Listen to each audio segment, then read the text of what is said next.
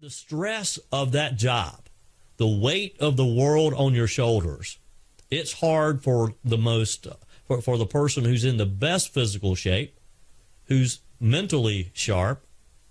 So you put someone like Joe Biden in, who is not that mentally, cognitively sharp to begin with, and you pour all of the various facets of what it is to be president.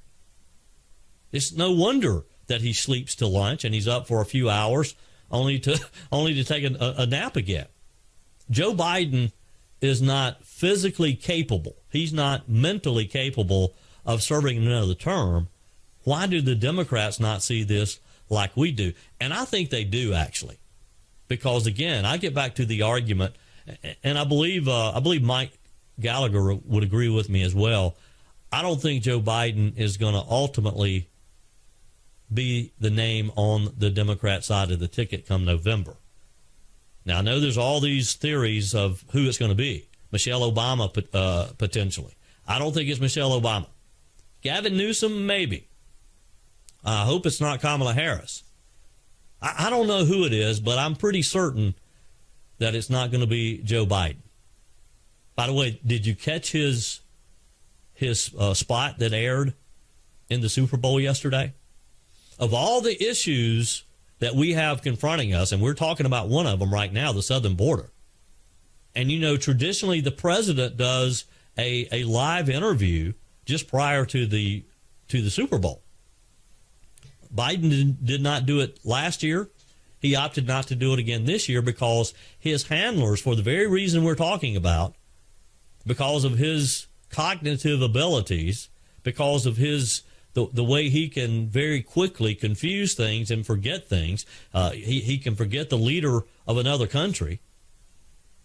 Because of that, his handlers did not want him doing a live interview prior to the Super Bowl. So what did he do? He recorded a video that was posted on X. What was the subject?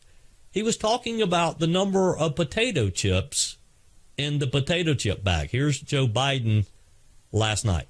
The Super Bowl is Sunday. If you're anything like me, you like to be surrounded by a snack or two while watching the big game. You know, when buying snacks for the game, you might have noticed one thing. Sports drinks bottles are smaller. The bag of chips has fewer chips, but they're still charging it just as much. And as an ice cream lover, what makes me the most angry is that ice cream cartons have actually shrunk in size, but not in price. I've had enough of what they call shrinkflation. It's a ripoff. Some companies are trying to pull a fast one by shrinking the products little by little and hoping you won't notice. Give me a break. The American public is tired of being played for suckers. I'm calling on companies to put a stop to this. Let's make sure businesses do the right thing now. I will agree with him on one thing. The American public, we are tired of being suckers. And yes, I'm concerned about inflation. I'm concerned about shrinkflation. What I'm not concerned about, Mr. President, is the fact that your ice cream cone got smaller. That bothers me not at all. Imagine this. So the president has a audience of millions and millions, and he wants to talk about the number of potato chips in the bag, the size of the ice cream cone, the number of M&Ms that are in the bag. Now, I get it. It's important. Inflation, we saw record inflation upon Joe Biden entering the Oval Office. Unfortunately, some of the prices that went up, in fact, I would argue a lot of the prices that increased because of Joe Biden will never come back down.